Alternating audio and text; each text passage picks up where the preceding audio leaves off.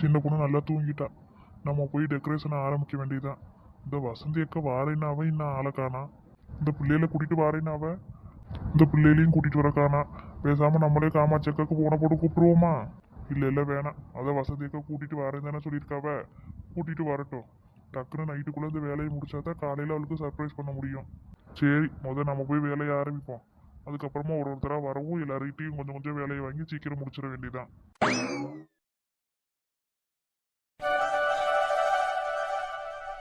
மாமா இந்தாங்க, காப்பி கேட்டியல்ல, போட்டாச்சு. ஆ, கொண்டாமா கொண்டாமா. இந்த காப்பியெல்லாம் குடிச்சாதான் எனக்கெல்லாம் நைட்டு தூக்கமே வரும்.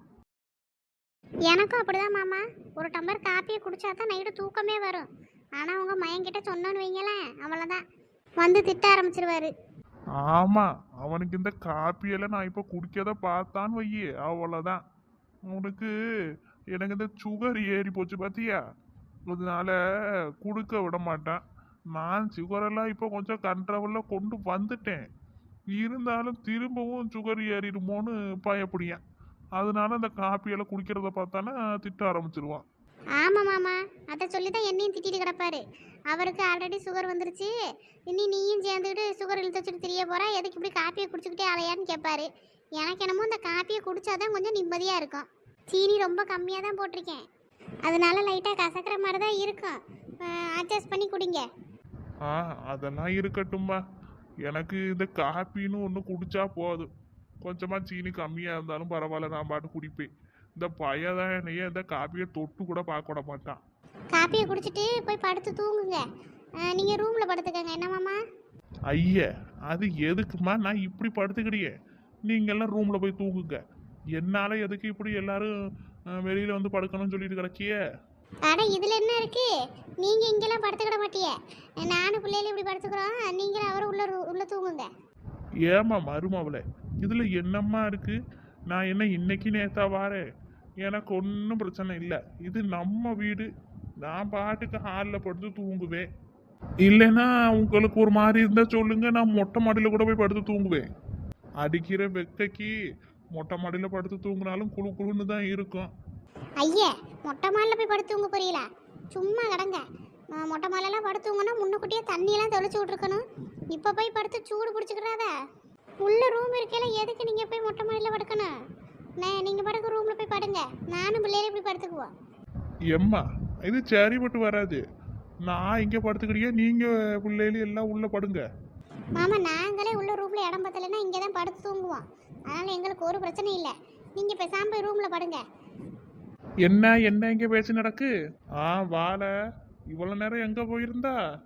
எப்போ கசன்னு இருந்துச்சு, அதான் சரின்னு சொல்லி 2 டப்பா தண்ணியை ஊற்றி குடிச்சிட்டு வரேன். அப்படியா? ஆளையே காணமேன்னு பார்த்தேன். அதெல்லாம் இருக்கட்டும், சாப்பிட்டியலா? வேமா கையில் டீயை தூக்கிட்டு இருந்த மாதிரி இருக்கு. நான் தான் உங்களை டீ காப்பி குடிக்கக்கூடாதுன்னு சொல்லியிருக்கேன்ல. சும்மா கடலை. நானே ரொம்ப நாள் சென்று இப்போதான் என் மருமவ கையால் ஒரு கப்பு காப்பி குடிக்கலாமேன்னு பார்த்தேன். அவளும் சீனி கம்மியாக தான் போட்டு கொடுத்துருக்கா, ரொம்ப எல்லாம் சீனி இல்லை. கொஞ்சோல தான் சீனியை போட்டு ஆற்றி கொடுத்துருக்கா. நான் கேட்கவும், நீ இப்படியெல்லாம் செய்வேன்னு எனக்கு ஏற்கனவே தெரியும். என்னப்பா நீங்கள் சொல்லுறிய? இப்போதான் உங்களுக்கு கொஞ்சம் இந்த சுகர்லாம் கண்ட்ரோலில் வந்திருக்குன்னு டாக்டர் சொல்லியிருக்காரு. அம்மா கிட்ட சொல்லி அதனால தான் உங்களுக்கு சீனி ஐட்டமே கண்ணில் காட்டக்கூடாதுன்னு சொல்லியிருக்கேன். நீங்கள் என்னன்னா மறுபடியும் காப்பியை குடிக்கிறேன் டீயை குடிக்கிறேன்னு பண்ணிட்டு இருக்கீங்க போல. எனக்கு இந்த காப்பியெல்லாம் குடிச்சாத்தே கொஞ்சமாவது நிம்மதியாக இருக்கும். அதையும் குடிக்கிறது தடபோடியானே. சரி, இதோட நிப்பாட்டிக்கிறணும். இனிமேல் டெய்லி காப்பி டீ குடிக்கணும்னு நினைக்கக்கூடாதுப்பா. மறுபடியும் சுகர் வந்துச்சுன்னா ஒன்றும் பண்ண முடியாது. இப்போ தான் கொஞ்சம் பரவாயில்லாமல் ஆயிருக்கு. அப்புறம் டெய்லி பாவக்காய் ஜூஸ் அரைச்சி கொடுக்க சொல்லிடுவேன் அம்மாவை. அம்மா வேணாம்ப்பா வேணாம். இதுக்கப்புறம் நான் காப்பியை தொட்டே பார்க்க மாட்டேன். உங்கள் அம்மாட்ட நீ பாட்டு என்னத்தனாலும் சொல்லிட்டு வந்துடுறியா? அவள் எங்கே என்னை போட்டு பாடா படுத்தியால, இதை குடிங்க அதை குடிங்க, இதை திங்காதீங்க அதை திங்காதீங்கன்னு. கல்யாண வீட்டுக்கு போனால் கூட கொலஸ்ட்ரால் ஏறி போயிடணும் பிரியாணியாலே அவளோட இலையில போட்டுக்கிறியா? எனக்கு கொடுக்க மாட்டேங்க. எனக்கு வெறும் சாம்பார் சோறும் பருப்பு தண்ணியும் தான் ஊற்றிட்டு தெரியா? பிரியாணியெல்லாம் நான் திங்கக்கூடாதான், கொலஸ்ட்ரால் வந்துருமா. வராத நோய்க்கு சேர்த்து மருத்துவம் பார்த்துட்டு தெரியா உங்கள் அம்மா? நல்லது தானப்போ, வர்றதுக்கு முன்னாடியே அம்மாவங்களாம் நல்லபடியாக பார்த்துக்கிறாவ. ஏழை வந்ததுக்கப்புறம் பண்ணால் பரவாயில்ல, இல்லை வர்ற மாதிரி அறிகுறி இருந்தாலும் பரவாயில்ல. நான் நல்லா தானல இருக்கேன். ஏதோ தெரியாம இந்த சுகர் கொஞ்சம் ஏறிட்டுன்னு ஒரு தடவை இந்த டாக்டர் சொல்லிவிட்டான். அதுல இருந்து ஒரு இனிப்பு பொருளே என் கண்ணுல காட்ட மாட்டேங்க. இங்க வந்து தான் காப்பி குடிப்போமேன்னு மருமவட்ட கேட்டேன். அதுக்குள்ள நீ வந்து சொல்லிட்டு நிக்க பாவக்காய் ஜூஸை குடிங்கன்னு. சரிப்பா விடுங்க. நான் வரும்போது ரெண்டு பேரும் என்னமோ சீரியஸா பேசிட்டு இருந்தீங்களே என்ன? ஏங்க அதை நான் சொல்லியே. என்ன விஷயம் காமாட்சி? ஏங்க நான் மாமாவை உள்ள ரூம்ல படுங்கன்னு சொன்னேன். அவர் வேண்டாம்னு ஹாலில் படுத்து தூங்குறேன்னு சொல்லியாரு. நானும் பிள்ளைகளும் ஹாலில் படுத்துக்கிறாங்க, நீங்களும் மாமாவும் உள்ள படுத்து தூங்குங்க சொன்னா அவர் கேட்க மாட்டேங்காரு. உள்ள இருக்க ஃபேனு தாங்க கொஞ்சம் நல்லா சுத்தும். இங்க நாங்க டேபிள் ஃபேன் வச்சு தூங்கிக்கிடுவோம். இவர் அப்படி தூங்க முடியாதுல்ல, அதான் சொன்னா கேட்க மாட்டேங்காருங்க. அதுவும் சரிதான். அப்பா டேபிள் ஃபேனில் வச்சு தூங்க மாட்டாவா, அவருக்கு பிடிக்காது. உள்ளே இருக்க ஃபேன்னா கொஞ்சம் நல்லா குளு குளுன்னு காற்று வரும். சரி நான் சொல்லி வாக்கேன். இந்த வீட்டை கொஞ்சம் இடிச்சிட்டு இன்னொரு ரூம் எடுக்கணும் பார்த்துக்க. இப்படியே ஒரு ரூம் வச்சுட்டுலாம் ஒன்றும் பண்ண முடியாது போல இருக்கே. 2 ரூமாச்சும் வேணும் நம்ம வீட்டில். இப்படி ஆளுகளும் வந்தால் தங்குனா இருந்தால் போனால் ஒரு ரூமை வச்சுக்கிட்டு என்ன செய்ய? ஏங்க அதெல்லாம் பிறகு பார்த்துக்கலாங்க. இப்போ பேச வேண்டியதை பேசுங்க. அவரையும் உள்ள வந்து தூங்க சொல்லுங்க. நானும் பிள்ளைகளும் இங்கே படுத்துக்கிறியோம். ஆனால் நீ இங்கே படுத்தா உங்களுக்கு சௌரியமாக இருக்குமா? நீங்கள் 3 பேர் எப்படி இங்கே படுத்து தூங்குவிய? என்னங்க பேசுறிய? நம்ம வீட்டுக்குள்ள எங்க படுத்து தூங்குனா என்ன? உள்ளதான் பெட்டு வேற கிடக்கு. வயசான மனுஷனை இப்படி தரையில தூங்குங்கன்னு சொல்ல முடியுமா? அதனால தான் சொல்லியே நீங்களும் ஒரு உள்ள தூங்குங்க, நானும் பிள்ளைகளும் இங்கே தூங்கிக்கிறியோம். சரி காமாட்சி, நான் அப்பா கிட்ட சொல்லியே. சரிங்க. எப்போ? என்னல எப்போ? நீங்களும் நானும் உள்ளே தூங்குவோம். பிள்ளைகளு அப்புறம் காமாட்சி எல்லாரும் இங்கே தூங்குவாவ. ஏல இது வேற யார் வீடுமால? நம்ம வீடு. நான் எங்கே தூங்குனா என்ன? நான் இங்கே படுத்துக்கிட்டே நீங்கள் எப்பயும் போல் உள்ளே படுத்து தூங்குங்க. எப்போ? உங்களுக்கு ஏற்கனவே முதுகு வலி வேற இருக்கலப்ப நீங்கள் தரையிலெல்லாம் தூங்க முடியாது. அதனால தானே நான் உங்களுக்கு ஊர்லேயே பெட்டு வாங்கி போட்டிருக்கேன். இப்போ இங்கே வந்து தரையில் தூங்குறேன்னு சொன்னால் என்ன அர்த்தம்? ஒழுங்காக வந்து உள்ளே தூங்குங்க. காமாட்சியும் பிள்ளைகளும் இங்கே தூங்குவாங்க.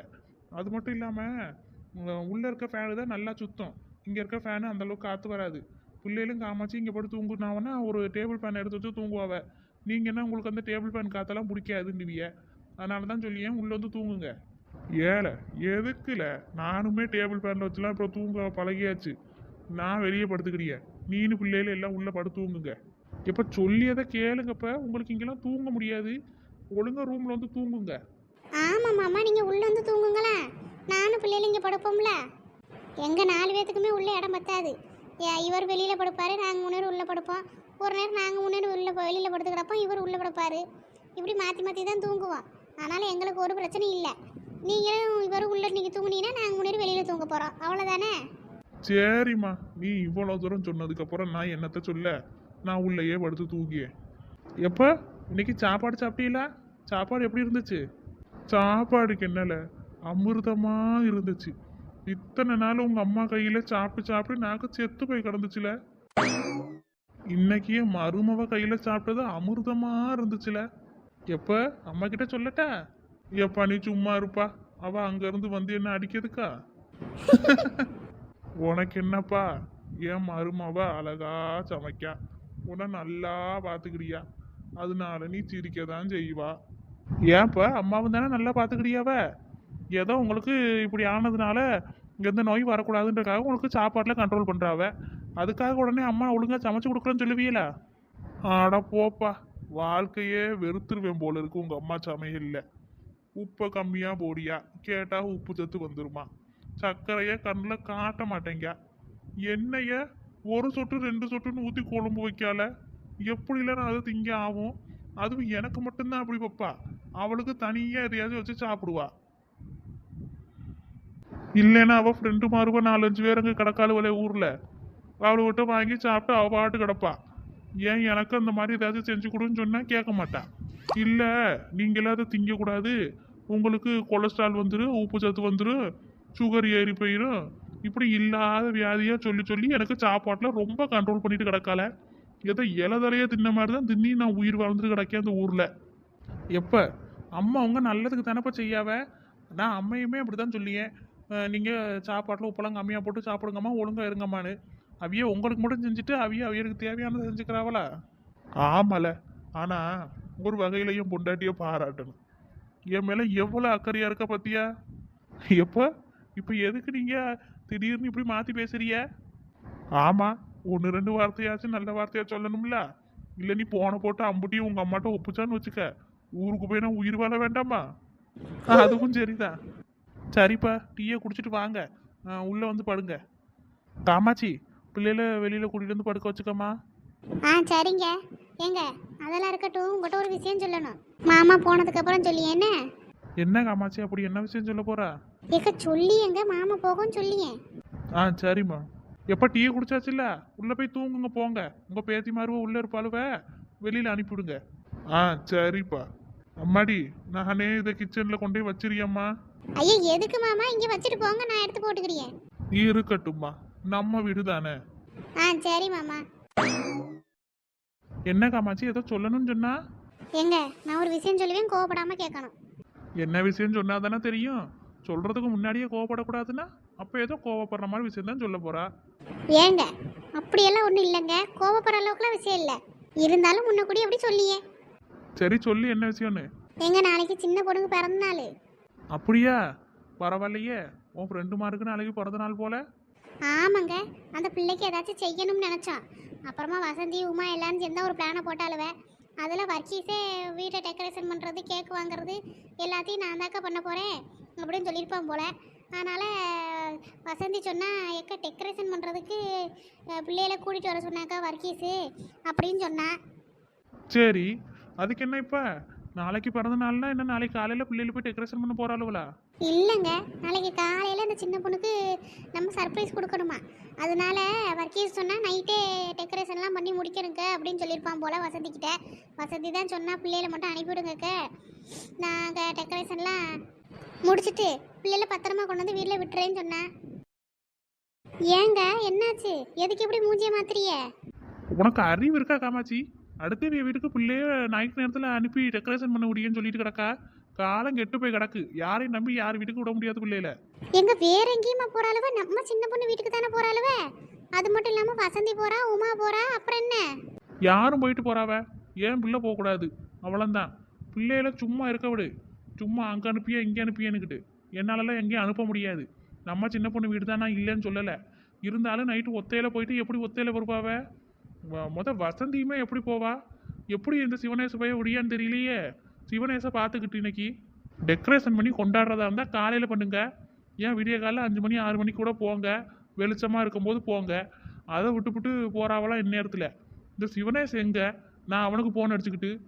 எங்க சும்மா இருங்க, அவிய குடும்பத்துக்குள்ள நீங்க எதுக்கு போறிய? பிள்ளையெல்லாம் அனுப்பிடுங்கக்கன்னு அவ சொன்னா, வர்க்கீஸ் சொன்னதா. இப்போ அனுப்பிட மாட்டேன்னு சொன்னா அவிய என்ன நினைப்பாவ? ஏங்க இப்படி பண்ணிட்டு கிடக்கிய? அதைத்தான் நான் சொல்லியேன், வெளிச்சத்தோட போயிட்டு வெளிச்சத்தோட வந்திருக்கணும். இந்நேரத்தில் போறேன்னு சொல்லிட்டு கிடக்கிய. அதுவும் நீயும் போக மாட்டியா? நான் வசந்தியை மட்டும் நம்பி எப்படி பிள்ளைகளை அனுப்பியது? எங்க வேணா நானும் கூட போறேன். அந்த பிள்ளை என்ன நினைக்கும்? நாளை பின்ன வீட்டுக்கார இப்படி வர சொன்னேன், காமாட்சக்கா பிள்ளைகளை அனுப்பவே இல்லைன்னு சொன்னா அந்த பிள்ளை என்னங்க நினைக்கும்? ஏங்க இப்படி பண்ணிடுறிய? எத்தனை நாள் சின்ன பொண்ணு நமக்காக வீட்டில் நடு நேரத்துல கூட வந்து உதவி வேணும்னா செஞ்சுட்டு போயிருக்கா. அவள் வீட்டுக்கு போய் போக வேணாம்னா என்னங்க அர்த்தம்? அதுக்கு மேலே ஓ இஷ்டம் காமாட்சி. போகிறதா இருந்தால் பிள்ளைகளை அனுப்புறதா இருந்தால் நீயும் சேர்ந்து போ. சும்மா பிள்ளைகளை ஒத்தையில் அனுப்பியேன் வைக்கிறேன்னு சொன்னேன்னா எனக்கு பிடிக்காது பார்த்துக்க. அது மட்டும் இல்லை, இப்போ இந்த மாதிரி வாக்கு கொடுத்துட்டீங்களேன்றதுக்காக தான் விடியேன்.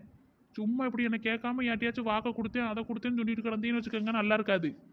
இப்படி அடுத்த வீட்டை வாக்கை கொடுக்குறதுக்கு முன்னாடி ஒரு வார்த்தை ஏன்ட்ட கேட்டுட்டு கொடுக்கணும். வேற எந்த விஷயமா இருந்தாலும் சரி, நீ சொல்லிட்டெல்லாம் பண்ணு காமாச்சி, நான் சொல்லியிருக்கேன். என்னைக்காச்சும் அந்த விஷயத்துக்காச்சும் உனக்கு நான் தடை போட்டிருக்கேனா? ஏங்க இல்லைங்க, அந்த நம்பிக்கையில தானே நான் சரின்னு சொன்னேன் அவட்ட. அதை தான் சொல்லியே, பண்ண வேண்டிய விஷயமா இருந்தால் பண்ணலாம். அதை விட்டு இப்படி நைட்டு நேரத்தில் நடுராத்திரி பொம்பளை பிள்ளையில ஒத்தையில விடியன்னு சொல்லிட்டு கிடக்கா. அதுதான் எனக்கு பிடிக்க மாட்டேங்குது. இதோட கடைசியாக இருக்கணும்னு சொல்லிட்டேன். போயிட்டு நேரமாக போயிட்டு நேரமாக வாங்க. மணி இப்போவே 8 தாண்டுது. எத்தனை மணிக்கு போய் எத்தனை மணிக்கு வருவீங்க? தெரியலைங்க, அங்கே போனாதான் தெரியும். 1 மணி நேரம் 2 மணி நேரத்தில் வந்துடுவோம். போயிட்டு சீக்கிரமாக வாங்க. ஆனால் நீங்கள் போகிறது என்னமோ எனக்கு பிடிக்கல, அவ்வளோதான் சொல்லுவேன். எங்க நான் பத்திரமா போயிட்டு பத்திரமா வந்துடுவோம். இங்கேருந்து அங்கே போயிட்டு உங்களுக்கு ஒரு ஃபோன் அடிக்கேன். திருப்பி அங்கேருந்து கிளம்பும் போது உங்களுக்கு நான் மறுபடியும் ஃபோன் அடிக்கேன். என்னமோ, ஆனால் எனக்கு நீங்கள் பண்ணுற எதுவும் பிடிக்கல காமாச்சி. வர வர நீ என் பேச்ச கேட்குற மாதிரியே தெரியல. எங்க அப்படியெல்லாம் ஒன்றும் இல்லை. வசந்தி தான் அங்கே வர்க்கீஸுக்கிட்ட பிள்ளைகளை கூட்டிகிட்டு வந்து டெக்கரேஷன் பண்ண வைக்கிறேன்னு சொல்லியிருப்பா போல். வர்க்கீஸ் கேட்கவும் சரின்னு சொல்லி அதனால தான் என்கிட்டையும் வந்து கேட்டான். ஏக்க இந்த மாதிரி வர்க்கீஸ் கேட்டாங்கன்னு. அதனால தான் என்னால் மறக்க முடியலை. சின்ன பொண்ணுன்றனால தாங்க என்னால் எதுவுமே சொல்லவும் முடியலை. என்னமோ ஓ இஷ்டத்துக்கு ஒன்று பண்ணியா? பிள்ளைகளு பத்திரமா போயிட்டு பத்திரமா வரணும்னு சொல்லிட்டே ஓ பொறுப்பு தான் பிள்ளைகளு. சரிங்க, பத்திரமா கூட்டிட்டு போயிட்டு வாரேன். சரி பத்திரமா கூட்டிட்டு வா. இந்த விஷயம் அப்பாவுக்கு தெரிஞ்சா அவ்வளோதான். அதனால அவருக்கு தெரியாம பாத்துக்கங்க. இந்நேரத்துல பொம்பளை பிள்ளைகள் வீட்டை விட்டு வெளியில போகுதுன்னு தெரிஞ்சாலே அவர் திட்ட ஆரம்பிச்சிருவாரு. சரிங்க, நான் சீக்கிரமா போயிட்டு சீக்கிரமா வந்துடுறேன். சரி போயிட்டு வாங்க. அதான் சிரிச்சுட்டு தான் சொல்லுங்களா, இப்படி மூஞ்சி வச்சுக்கிட்டு தான் எங்களுக்கு எங்க இருந்து போக பிடிக்கும். எனக்கு பிடிக்காத விஷயத்த பண்ணிட்டு கிடக்கா. இதுல நான் சிரிக்க வேற செய்யணுமா? போ. ஏதோ அவர்கிட்ட வாக்கு கொடுத்துட்டியங்கிறதுக்காக தான் போயிட்டு வானே சொல்லியே. இல்லைன்னா கண்டிப்பா இந்நேரத்துல விடவே மாட்டேன் நான். காலம் கெட்டு போய் கிடக்கு. இப்படி பொம்பளை பிள்ளைல நடுராத்திரி இங்கேயும் அங்கேயும் அழைச்சிட்டு கிடக்கா.